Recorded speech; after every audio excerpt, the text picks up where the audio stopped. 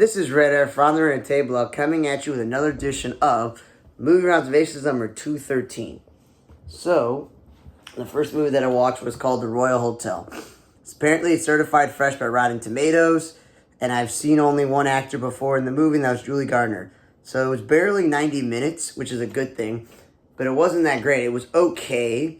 I did fall asleep through it more because I was tired than it actually was boring. But these two girls go to Australia, they need money, they get a job in a remote place. A lot of creep guys hitting on them because they're working in a bar. I am wrong, I do know Hugo Weaving. He plays the drunk bartender, the bar owner. And then there's like an Australian native woman who's like the cook or whatever. But yeah, like they're out there trying to make money when they're on break. And it just things go awry. And then boom, the movie's over. So it wasn't the worst, it just was eh. Then I watched Invitation to Murder, where I knew no one in the movie.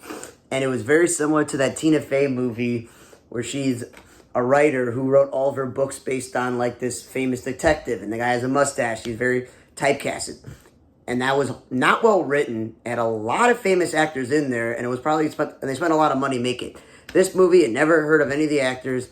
Very low budget for special effects. Barely 90 minutes. And whoever wrote this, there was actually a plot, and it was interesting, and it was very watchable of a movie, and I liked the plot twist and all this other stuff, so it was pretty interesting. And then the next movie I watched was called Taurus, where, you know, Machine Gun Kelly is literally playing a struggling artist who has a kid, and he's not sure what he can do, and he has people in his life like the producer, and his assistant that want him in the studio and want him to make sure he saved his life. And then he's got a crazy ex-girlfriend that Ruby Rose plays. And it was just very boring, very stupid, and a very wasteful movie that's like barely 90 minutes, so it's not that long. But no offense, Machine Gun Kelly, you can't act. I don't really listen to your music either, so you're just wasting people's time with this movie. It was just terrible. But spoiler alert, drug overdose. Then I watched the movie Piggy, and I first turned it on, and I'm like, man, it's in Spanish. But I got lucky. I got very lucky that it was dubbed in English, because I didn't want to have to read the subtitles. And again, barely 90-something minutes, so that's a good thing. It's about a fat girl who's called Piggy. She gets bullied and picked on. And then there's some, like, serial killer or serial kidnapper kidnapping skinny women. And she sees it and just ignores it. And the whole town's going over uproar where all the girls are. And she's, like, trying to help, not helping.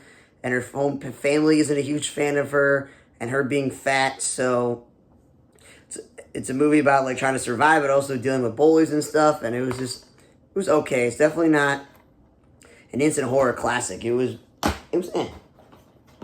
Then I watched the movie Infinity Pool, which apparently is certified fried and fresh, with Cleopatra Coleman, Mia Goth, and Alexander Skarsgård. And that one is in the hour and 50-minute range. So, in my opinion, the movie went on longer than it should have. There's probably a few times where this movie should have ended. But whatever. So the point of the movie is Skarsgård is a struggling writer. His wife is a rich lady whose father is a publisher. They're on vacation. They meet another couple, and they convince them to leave the resort. They leave the resort on some island nation that no one's ever heard of, and they hit someone, and Mia Goth and her husband go, "Oh, don't call the cops. That's a weird system here.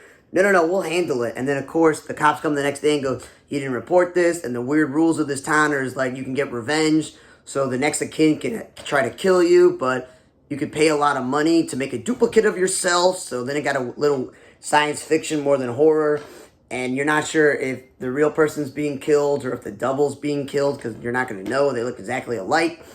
And it just seems like Mia Goth and her husband and all these other rich people continue to do whatever they want, get in prison, and then have their doubles take the fall or not take the fall. And Skarsgård gets stuck in this loop with them. And Cleopatra Coleman, his wife, just like leaves him for a bit and stuff. And I don't know what it is about Mia Goth, but she's in so many bad films and some horror films that they say are good. But then when I watch them, they're just terrible. I'm not saying she's a bad actress. I'm just saying she picks bad projects. And then eventually you find out that they did this all along. They wanted to scam this guy and get him involved. But again, it was a waste of time. Then I watched the movie Asteroid City, and it was a weird movie, Wes Anderson, because it's breaking the fourth wall, and apparently he does movies like that. But he had a huge cast. Jason Schwartzman, Scarlett Johansson, Tom Hanks, Tilda Swinton, Bryan Cranston, Ed Norton, Jeffrey Wright, Adrian Brody, Liev Schreiber, Hope Davis, Maya Hawke, Steve Carell, Rupert Friend, Stephen Park, Matt Dillon, Willem Dafoe, Marky Rabo, Jeff Goldblum. So there's a lot of famous people in this movie. It's an hour and 40-something minutes, so it's not too long and not too short. It was about a fictional town where they do all these military testing and stuff, and it takes place in the 50s. And Jason Schwartzman and Liev Schreiber are like parents of gifted kids who are doing science projects. But then you have like black and white scenes and then other random scenes, and it just, no offense, it doesn't make a lot of sense. So no offense to David Ehrlich. He may be a good movie writer, but say this is the Wes Anderson's best movie ever, I don't know, I think it's a little bit of stretch. It was okay. It wasn't great. It was just okay. Then I watched the movie The Friendship Game, where it says win together or die alone with Peyton List. I saw The Elevator Game. There's a lot of these horror films where you got to play a game or do something as a group, and then people, of course, just pop up dead, and the whole movie's trying to figure things out. So these high school friends, like, oh, we're about to go off to college at the end of the summer. We find this little device, and we all say our innermost thoughts of, like, what is the thing that we want the most in life, our true, like, what we really want. And, of course, your desire. And, of course, a lot of desires happen for them, and then people start missing or dying, and you're just like, well, I guess they're all coming true.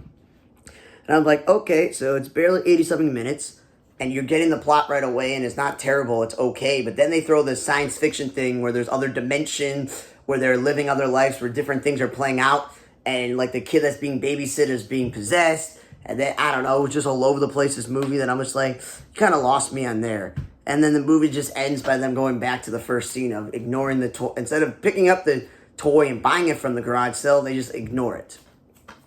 So overall this week, Imitation Murder was probably the best movie I watched, probably one of the better movies I watched this entire month of August. If you're looking for a good murder mystery movie that actually makes sense, I would suggest it. You know, Asteroid City, if you're a fan of Wes Anderson, I would say it's a watchable movie. I would also say that, like, The Friendship Game is a watchable horror film like Piggy, but they didn't really do anything for me. The Royal Hotel, again, average movie. Infinity Pool was a waste of time, and Taurus was definitely a waste of time. So it only turns out like one really good movie and like maybe one or two average movies. Thanks again for listening to another edition of Movie Observation number 213. For On the Red Table, I'm Radar. See you guys next time.